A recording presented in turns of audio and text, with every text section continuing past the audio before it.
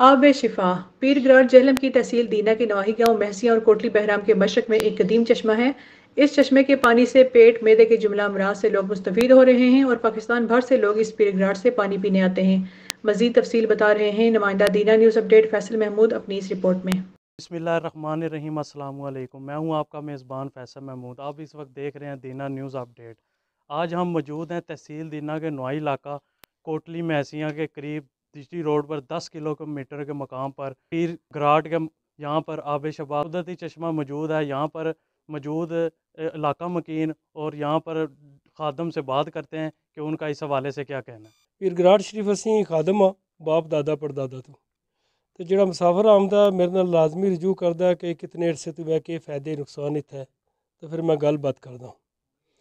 इस पानी पीने का तरीकाकार समझासा जिथे जिथे कोई सुनागा उस तरीके नाल इत्थे आमदन करना है। इस पानी पीने वास्ते सब तो जरूरी पहली बात है कि सुबह खाली पेट पानी पीता जाए। पानी के नाल नाल मिठा इस्तेमाल किया जाए, गुड़ या रेवड़ी मखाना। उसकी वजह पानी नमकीन है, कुछ बंदियां दा ब्लड हाई रहिंदा, मिठा लो रखता। पानी तुसी कितना पीना है तो कितनी देर च पीना है। जल्दी नहीं करनी। घंटे में एक बंदे ने 2 तो 2.5 किलो पानी पीना। उदे तो बाद मोशन लगते हैं तो स्तंजा नहीं करना, टिशू या कपड़ा इस्तेमाल करना। मोशन जारी रहने, पानी होर पीना। जिस तरह का तुसी पानी पीओगे इस तरह के साफ सुथरे मोशन हो गए तो पानी बंद कर देना। पानी बंद किया, मोशन रुक गए, कोई कमज़ोरी नहीं होने लगी। उदे तो बाद परहेज़, एक दिन वास्ते मर्च वाली कोई गुज़ा नहीं खानी। बाकी इस पानी पीने के फायदे के हैं जिहड़े वापसी लोग आके सानू दसदे न। जिस बंदे नूं फिंसी फोड़ा खारिश नहीं छोड़ती, गैस कब्ज़ है, मैदे की तकलीफ है, बावासीर है, यरकान है, गुर्दे की तकलीफ है, शुगर है या जोड़ों का दर्द है, शफा मिन जानब अल्लाह है, दुआ फकीरां तरह अमल है। कोई बीमार बंदा अगर ठीक हो गया तो दोबारा हाज़री अदिया के है, 5 वक्त नमाज ते दरूद शरीफ पढ़ के साढ़े वास्ते दुआ कर देनी है। मैं ज़िला गुजरांवाला तहसील वजीराबाद अलीपुर ਚੱਠੇ ਤੋਂ मैं आया हाँ। मेरे पेट ਦੇ ਵਿੱਚ ਮੈਨੂੰ ਕਬਜ਼ ਬਹੁਤ ਜ਼ਿਆਦਾ ਸੀ, ਤਕਲੀਫ ਬਹੁਤ ਸੀ। मैं ਡਾਕਟਰਾਂ ਕੋਲ ਗਿਆ, ਮੈਨੂੰ ਕੋਈ ਆਰਾਮ ਨਹੀਂ ਸੀ ਹੁੰਦਾ। ਫਿਰ ਮੇਰੇ ਕਿਸੇ ਦੋਸਤ ਨੇ ਮੈਨੂੰ ਦੱਸਿਆ ਜੀ ਤੁਸੀਂ ਉੱਥੇ ਜਾਓ, ਉੱਥੇ ਸਰਕਾਰ ਦੀ ਜ਼ਿਆਰਤ ਹੈ, ਖੂਹੀ ਹੈ, ਉੱਥੇ ਤੁਸੀਂ ਪਾਣੀ ਪੀਵੋ, ਅੱਲਾਹ ਤਾਲਾ ਤੁਹਾਨੂੰ ਸ਼ਫਾ ਦੇਗਾ। ਜਿਸ ਵੇਲੇ ਮੈਂ ਇੱਥੇ ਆਇਆ ਵਾਂ ਆ ਕੇ ਮੈਂ ਪਾਣੀ ਪੀਤਾ, ਮੇਰੇ अंदर का जिसम जड़ा सारा साफ हो गया। काला स्याह मेरे अंदरों जिमें ग्रीस टाइप चीज़ आई है, वो जिसले निकल गई है, मैं बिल्कुल फ्रैश हो गया वा। मैनू कोई बीमारी नहीं, मैनू कोई तकलीफ नहीं। अल्लाह ताला मैनू इत्थे शफा दी है।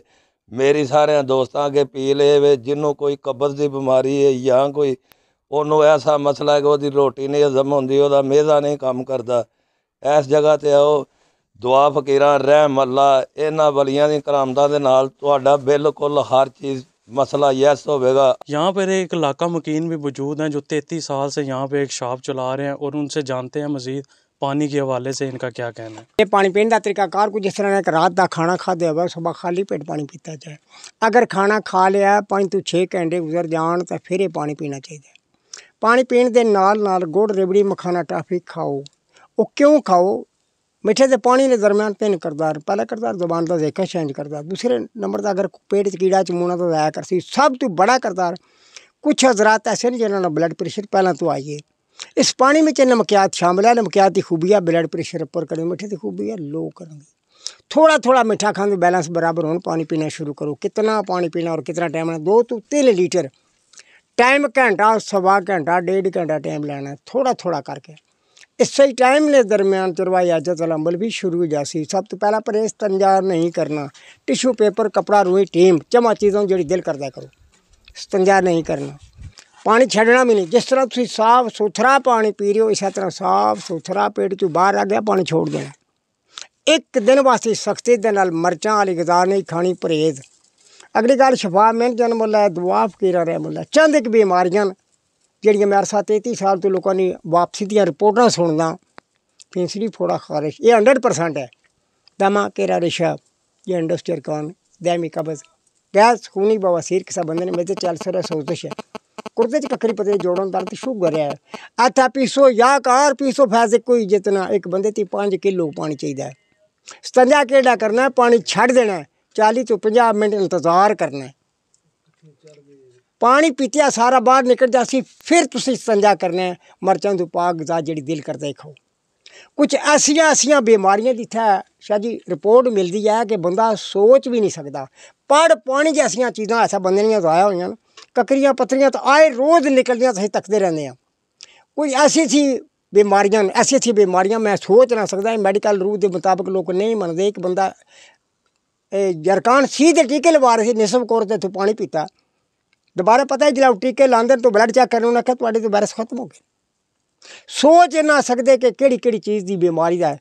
पहली गल कि शफा मिल जाने वाला, आखिर पाँच वाग गल शफा मिल जाने वाला, जितू किसी की खैर पैना वो उसके पास ही कामले वली हो जाए। कि आपने सुना है कि अहले इलाका का कहना है कि पूरे पाकिस्तान से शहरी यहाँ पर आकर अपनी बीमारी का शफा हासिल कर रहे हैं।